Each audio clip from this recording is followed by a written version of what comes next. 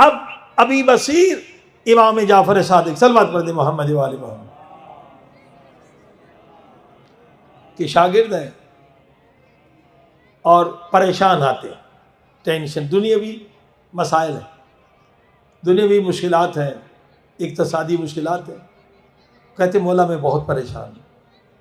مولا نے کہا یہ تو کچھ بھی پریشانی نہیں ہے، حالانکہ صحابی ہے، جو تیری پریشانی تو کہہ رہا ہے یہ کوئی پریشانی نہیں ہے۔ زندگی میں دونوں چیزیں ساتھ چلتی ہیں، خوشی بھی غم بھی، بیماری بھی صحت بھی، یہ کوئی بیماری نہیں ہے، یہ کوئی بڑی بات نہیں ہے۔ کہا نہیں مولا مجھ سے صبر نہیں ہو رہا ہے، کوئی مجھے نسخہ بتائے۔ مولا نے کہا جب بھی دنیا کی پریشانیاں اے ابی بصیر تمہیں تنگ کریں، شیطان تجھے فریب دے کہ یہ بہت بڑی پریشانی ہے، تو بس قبر کو یاد کیا کرو، قبر کو یاد کیا کرو۔ کیا یاد کیا کرو؟ اس وقت کو یاد کرو جب تم قبر میں تنے تنہا ہوگے، کوئی یار و مددگار نہیں ہوگا، ہوا کا گزر نہیں ہوگا، روشنی نہیں ہوگی، اللہ اللہ مٹی کے منوں کے نیچے تم دبے ہوئے ہوگے، اور پھر کیا ہوگا؟ قبر کے کیڑے تیرے ناک میں داخل ہو کر تیری آنکھوں سے نکل آئیں گے۔ اے ابی بصیر اصل مصیبت قبر کی ہے، دنیا کی مصیبت کوئی مصیبت ہے؟ دنیا کی مصیبت کوئی مصیبت ہی نہیں ہے، کسے تو مصیبت سمجھ رہا ہے، اصل مصیبت قبر کی ہے۔ قبر کے لیے سوچو، یہ دنیا کی مصیبتوں کے لیے پریشان ہوتے ہو۔ ابی بصیر کہتا یہ جملہ میرے لیے بہترین نسخہ بن گیا، دنیا کی اب جتنی مصیبتیں آتی ہیں مصیبتیں مجھے لگتی نہیں ہیں، میں فوراً مولا کا جملہ یاد کروں گا۔ اے ابی بصیر اس وقت تیرا حال کیا ہوگا جب تیرے ناک میں قبر کے کیڑے داخل ہو کے تیری آنکھوں سے نکل آئیں گے، نہ تو کیڑوں کو روک سکتا ہے، نہ ہاتھ ہلا سکتا ہے، نہ قبر سے بھاگ سکتا۔ مولا علی فرماتے مصیبت کو تم خود بڑا کرتے ہو، کوئی مصیبت نہیں دنیا میں جسے تم مصیبت سمجھتے ہو وہ بڑی مصیبت نہیں ہے۔ اور فرمایا کہ مصیبت کیوں ہم بڑی سمجھتے ہیں؟ کیونکہ ہم عقل سے فکر نہیں کرتے۔ جس آیت کو ہم نے عنوان بنایا ان شر الدواب عند اللہ صم البکم الذین لا یعقلون، سورہ انفال 8ویں سورہ اس کی 22ویں آیت۔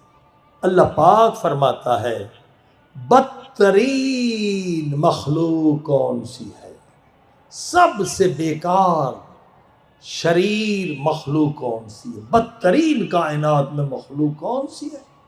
اللہ اکبر۔ یہ نہیں کہا کہ خنزیر بدترین ہے، لیکن سب سے نجس ہے خنزیر، یہ نہیں کہ کتا سب سے بدترین ہے، نہیں، قرآن ہے، ہدایت ہے۔ بدترین مخلوق کائنات میں قرآن نے حیوان کو نہیں کہا، خنزیر کو نہیں کہا، کتے کو نہیں کہا، بدترین مخلوق اللہ نے کسے کہا؟ کہ میں نے اسے عقل دی ہے مگر وہ عقل کو استعمال نہیں کرتا۔ صلوات پڑھی محمد و آل محمد۔ توجہ فرمائی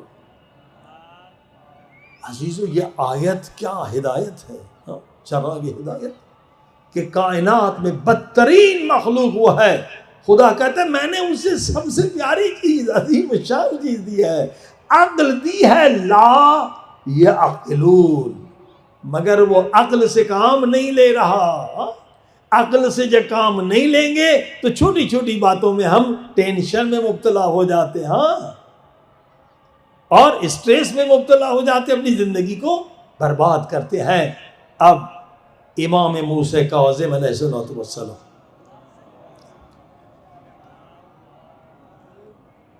فرماتے ہیں کائنات میں اللہ پاک نے عقل سے افضل ترین کوئی چیز بدن کی خلق نہیں کی۔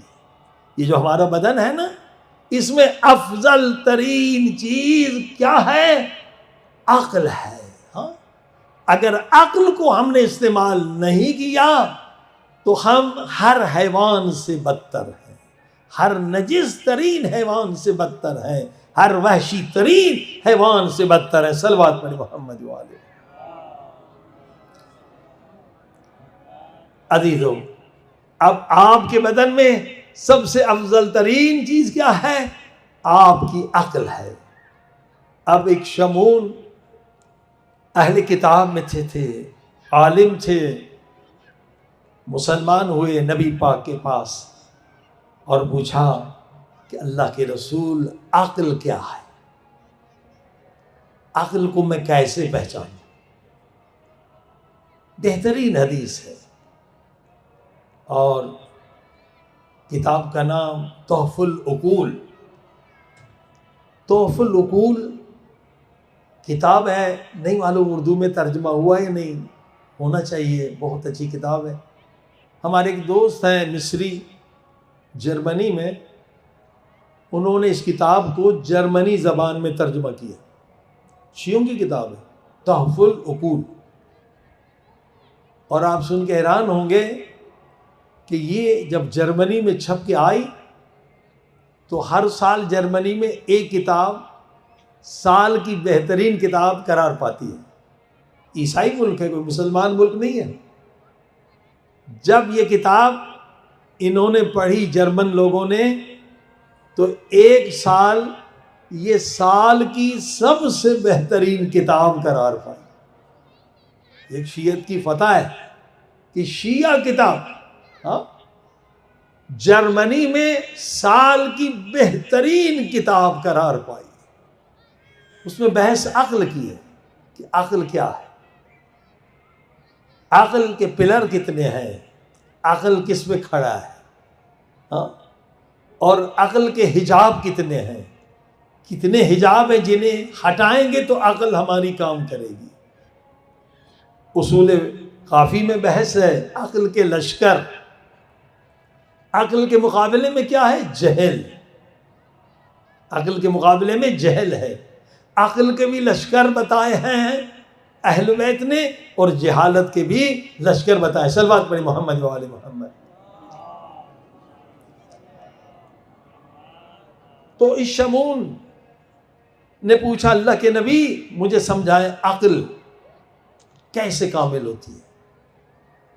اور میرے خیال میں یہ اتنی زبردست حدیث ہے کہ اگر اس پر گفتگو کی جائے اور عمل کیا جائے تو آپ کی ہماری زندگیاں نورانی ہو جائیں گی، بدل جائیں گی۔ ٹینشن تو بالکل ختم ہو جائے گا، صرف ٹینشن ختم نہیں ہوگا، کئی خرابیاں ختم ہو جائیں گی، انسان پاک ہو جائے گا، انسان مومن متقی ہو جائے گا۔